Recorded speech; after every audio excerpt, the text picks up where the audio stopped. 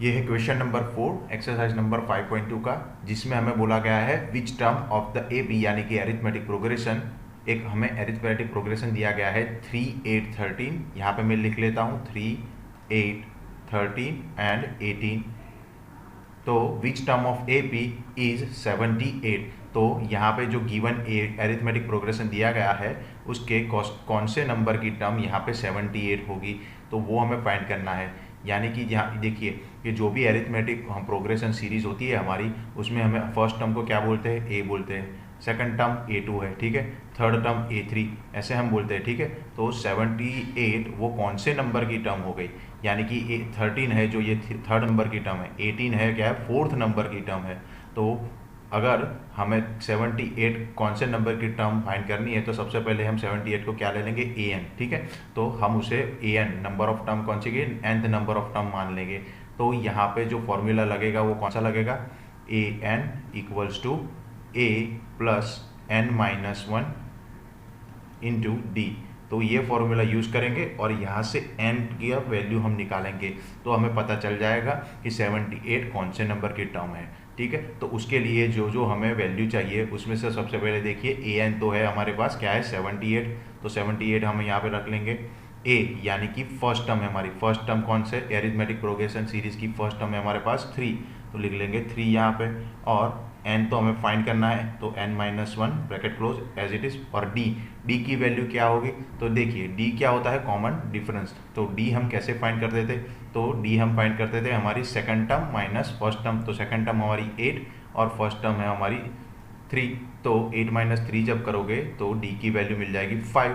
तो यहाँ पे जो d की वैल्यू आएगी मल्टीप्लाई में वो आ जाएगी 5। ओके, अभी हमें क्या करना है 78 और ये इक्वल्स टू के राइट हैंड साइड जो 3 है उसे मैं लेफ्ट हैंड साइड लाऊंगा, तो ये बन जाएगा -3 equals to n-1 multiply by 5। Okay, तो ये 78 - 3 हो जाएगा 75 हो जाएगा, 75 इक्वल्स टू हो जाएगा n-1 इंटू मल्टीप्लाई बाई 5।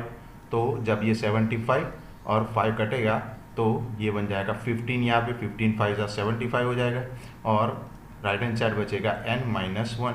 तो अभी हम क्या करेंगे, n-1 में से जो n की वैल्यू है वो हम निकालेंगे। तो n की वैल्यू कैसे निकालेंगे, तो n इक्वल्स टू क्या हो जाएगा 15 है, 15 और जो -1 है वो 15 की साइड आएगा राइट हैंड साइड, तो हो जाएगा +1। तो n जो मिल जाएगा वो हमें मिल जाएगा 16। ओके, तो अभी हम उसको क्या बोल सकते हैं कि 78 is 16th term of given arithmetic progression यानी कि AP। तो 16 क्या हो जाएगा हमारा आंसर। तो ये है क्वेश्चन नंबर 5 एक्सरसाइज 5.2 के लिए। तो उसमें हमें क्या बोला गया है, find the number of terms in each of the following AP यानी कि एरिथमेटिक प्रोग्रेशन सीरीज। तो यहाँ पे हमें दो एरिथमेटिक प्रोग्रेशन सीरीज दी गई है एग्जाम्पल नंबर 1 और एग्जाम्पल नंबर 2 में।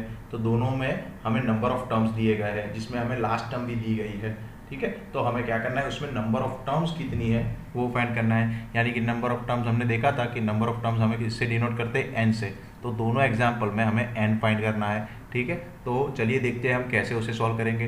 तो यह है हमारा फर्स्ट एग्जाम्पल में, देखते हैं कि एक सीरीज दी गई है, वो क्या है हमारी 7 है, फिर है 13, 19 और उसमें लास्ट टर्म हमें बोला गया है 205, ठीक है। मैंने फिर से एक बार यहाँ पे लिख लिया है सीरीज़ को। तो ये सीरीज़ में देखिए हमें नंबर ऑफ टर्म्स फाइंड करना है n। तो हमें मालूम है कि नंबर ऑफ टर्म्स अगर फाइंड करना हो तो हमें जो हमारे पास an वाला फॉर्मूला है, an equals to a plus n-1 into D, ये जो इक्वेशन है इसका यूज़ करेंगे हम, ठीक है। तो उसके लिए क्या करना होगा, यहाँ से हम n की वैल्यू फाइंड कर सकते हैं, लेकिन उसके लिए हमें कुछ जो टर्म है उसकी वैल्यू चाहिए, या तो जैसे कि an है, ठीक है, an की वैल्यू चाहिए, a की वैल्यू चाहिए और d की वैल्यू चाहिए। तो ये वैल्यू हम कैसे फाइंड करेंगे, तो देखिए सबसे पहले a तो हमें कहाँ से मिलेगा, तो a हमारी जो हमारी एरिथमेटिक प्रोग्रेशन सीरीज है उसमें जो फर्स्ट टर्म होती है वो हमारी होती है a। तो a हमारी यहाँ हो जाएगी 7। ओके, उसके बाद क्या दिया चाहिए हमें चाहिए कॉमन डिफरेंस d। तो d हमें कैसे मिल रहा है, तो d कैसे मिलता है, तो हमारी जो सक्सीडिंग टर्म होती है उसमें से हम प्रीसीडिंग टर्म माइनस करते हैं। तो कोई भी टर्म यहाँ पे हम ले लेते हैं 13 - 7 तो 13 माइनस 7 जब हम करेंगे तो हमें क्या मिल जाएगा, हमारी कॉमन डिफरेंस जो हो जाएगा हमारा 6, और एक वैल्यू चाहिए ए एन की। ए एन यानी कि हमारी लास्ट टर्म है, ठीक है, ए एन बोलो या फिर ए एल बोल सकते हैं आप उसे। तो लास्ट टर्म हमें यहाँ पे दी गई है 205, जो कि हमें फाइंड करनी है। तो ये तीनों वैल्यू हमें मिल गई है। तो अभी हम क्या करेंगे, ये तीनों वैल्यू को हम हमारे जो इक्वेशन में यूज़ करेंगे और एन की वैल्यू फाइंड करेंगे। तो देखिए सबसे पहले ए एन हमें क्या दिया गया है, ए एन या फिर ए एल बोले तो 205, ओके, और इक्वल्स टू ए की वैल्यू दी गई है 7, एन माइनस 1 तो एज इट इज़ रहेगा क्योंकि एन की वैल्यू हमें मालूम नहीं है, जो हमें फाइंड करनी है। और कॉमन डिफरेंस है, कॉमन डिफरेंस हमें क्या मिल गया, 6 मिल गया। तो 6 एज इट इज़ यहाँ लिख लेना है। तो देखिए अभी 205 इक्वल्स टू 7 है, तो मैं क्या करूँगा, ये 7 को इक्वल्स टू के लेफ्ट हैंड साइड ले आऊँगा। तो 205 माइनस हो जाएगा 7 इक्वल्स टू क्या बचेगा, राइट हैंड साइड बचेगा n माइनस 1 मल्टीप्लाई बाई 6। तो अभी 205 माइनस 7 करेंगे तो ये मिल जाएगा 198 equals to n minus 1 multiply by 6। तो यहाँ पे अगर n माइनस 1 की वैल्यू मुझे चाहिए तो क्या हो जाएगा, 198 डिवाइड बाई 6। तो जब 198 को हम 6 से डिवाइड करेंगे तो हो जाएगा 6 3 18 और 6 3 18। तो n माइनस 1 की वैल्यू हमें क्या मिल गई, n माइनस 1 की वैल्यू हमें यहाँ पे मिल जाएगी 33। पर यहाँ पे हमें n माइनस 1 नहीं चाहिए, हमें क्या चाहिए, हमें n यानी कि नंबर ऑफ टर्म चाहिए। तो n माइनस 1 मेरे पास क्या है, तो n माइनस 1 है 33। तो n की वैल्यू अगर चाहिए तो मैं क्या करूँगा, n की वैल्यू के लिए माइनस 1 को इक्वल्स टू के राइट हैंड साइड ले जाऊँगा। तो 33 प्लस 1 यानी कि n की वैल्यू हो जाएगी हमारे पास 34। तो हमें जो पूछा गया था कि गिवन एपी है हमारी, उसमें नंबर ऑफ टर्म्स कितनी है, तो हमारी यहाँ पे नंबर ऑफ टर्म्स कितनी हो जाएगी, n इक्वल्स टू 34। तो ये हो गया हमारा फर्स्ट एग्जांपल, जिसमें हमने क्या किया कि जो nth टर्म वाला फॉर्मूला है वो यूज़ किया और उसके ऊपर से हमने n की वैल्यू निकाल दी। तो हमारा जो सेकंड एग्जांपल है तो उसको भी बिल्कुल वैसे ही हमें सॉल्व करना है। तो उसमें हमारे पास एक सीरीज़ दी गई है जो है 18, 15 1/2, 13 और लास्ट टर्म हमें बोली गई है -47, ठीक है। तो ये है हमारी अरिथमेटिक प्रोग्रेशन सीरीज। तो इसमें भी हम क्या करेंगे, ए एन या फिर ए एल वाला formula, a plus n minus 1 into D, तो यही फॉर्मूला लगाएंगे। तो उसके लिए हमें क्या क्या चाहिए, तो सबसे पहले हमारे a की वैल्यू चाहिए, a जो कि यहाँ पे हो जाएगी हमारी 18। फिर हमें दूसरी वैल्यू चाहिए, d की वैल्यू चाहिए। d क्या होता है, कॉमन डिफरेंस। तो हम क्या करेंगे, सेकंड टर्म जो है हमारी 15 1/2, उसमें से 18 को माइनस करेंगे, ठीक है। तो 15 1/2 माइनस 18, तो यहाँ पे 15 1/2 माइनस 18 करेंगे तो हमें आंसर मिलेगा -2.5, ठीक है। तो ये हमें मिल जाएगा -2.5, जो कि हमारा हो गया कॉमन डिफरेंस। और हमें जो लास्ट टर्म ए एल या तो फिर ए एन वो चाहिए, उसकी वैल्यू चाहिए। तो वो हमें क्या मिल जाएगी, वो हमें मिल जाएगी यहाँ पे -47, जो अरिथमेटिक प्रोग्रेशन में हमें दिया ही गया है क्वेश्चन में। तो जो तीनों वैल्यू हमें चाहिए तो वो हमें मिल गई है। तो अब हम क्या करेंगे, ए एन हमारे पास क्या है -47, तो ये -47 हो जाएगा। फिर ए की वैल्यू क्या है, ए की वैल्यू यहाँ पे 18, तो ए लिख लेंगे 18 प्लस एन तो हमें फाइंड करना है, तो n minus 1 as it is रहेगा। फिर क्या है, डी की वैल्यू है, डी की वैल्यू हमारे पास क्या है -2.5, ओके। तो हमने सभी जो वैल्यू हमारे पास है वो सभी यहाँ पे इक्वेशन में रख लिए। अभी देखिए ये जो -47 एज इट इज़ रहेगा। फिर हम क्या करेंगे कि 18 जो है राइट हैंड साइड वाला इक्वल्स टू के, उसे इक्वल्स टू के लेफ्ट हैंड साइड ले आएंगे, तो ये बन जाएगा -18। तो बच्चे का क्या, n minus 1 multiply by -2.5, okay. तो ये -47 -18 क्या हो जाएगा, -65 हो जाएगा, ठीक है, क्योंकि माइनस माइनस प्लस होता है। तो दोनों वैल्यू ऐड हो जाएगी और साइन आ जाएगी आपकी माइनस की। इक्वल्स टू क्या है, n माइनस 1 -1/2, ठीक है। तो अभी मुझे क्या है, n माइनस 1 की वैल्यू चाहिए। तो ये जो इक्वल्स टू के राइट हैंड साइड वाला -2.5 है, उसे मैं लेफ्ट हैंड साइड ले जाऊंगा। तो ये 65 डिवाइड बाय -2.5 हो जाएगा, तो ये मुझे मिल जाएगी n-1 की वैल्यू। यहाँ पे देखिए सबसे पहले तो ये माइनस माइनस यहाँ पे कैंसिल हो जाएगा, ठीक है। और ये जो 2.5 है उसे मैं क्या लिख लूँगा, 65 डिवाइड बाई 5/2, तो ये हो जाएगा n-1 की वैल्यू।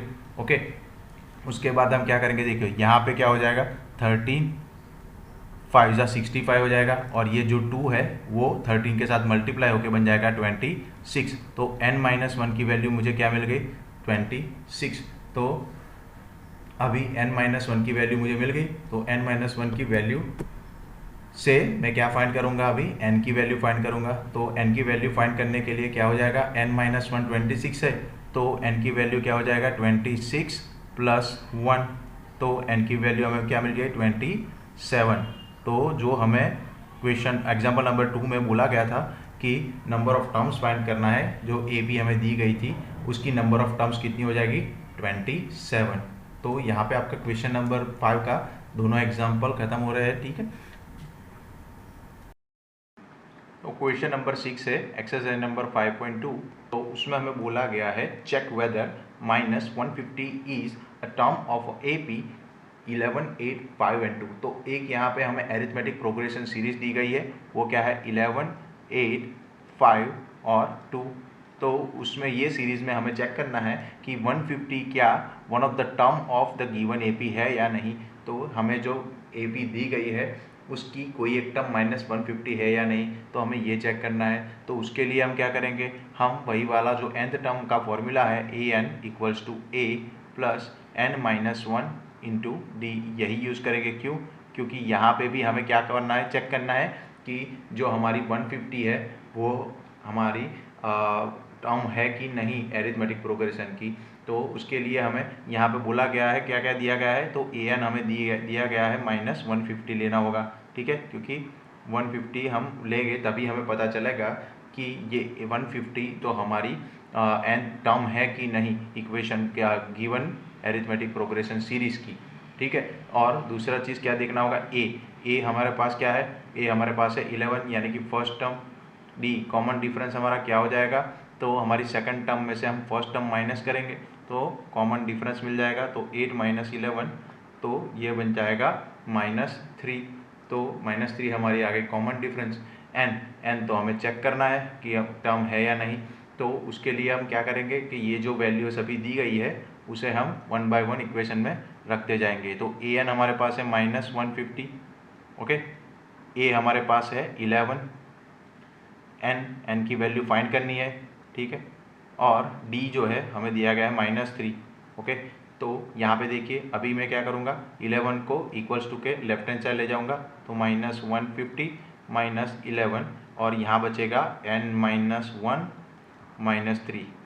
यहाँ पे आपको क्या देखना है कि n की वैल्यू अगर मिली तो n की जो वैल्यू आपको मिलेगी वो आपको चेक करना है कि एरिथमेटिक टर्म में है नहीं। तो n की वैल्यू रख के हम an की वैल्यू फाइंड करेंगे। अगर वो हमें 150 मिल गई तो हमारी जो 150 हम बोलेंगे कि जो 150 टर्म है -150 वो हमारी एरिथमेटिक प्रोग्रेशन की टर्म है, ठीक है।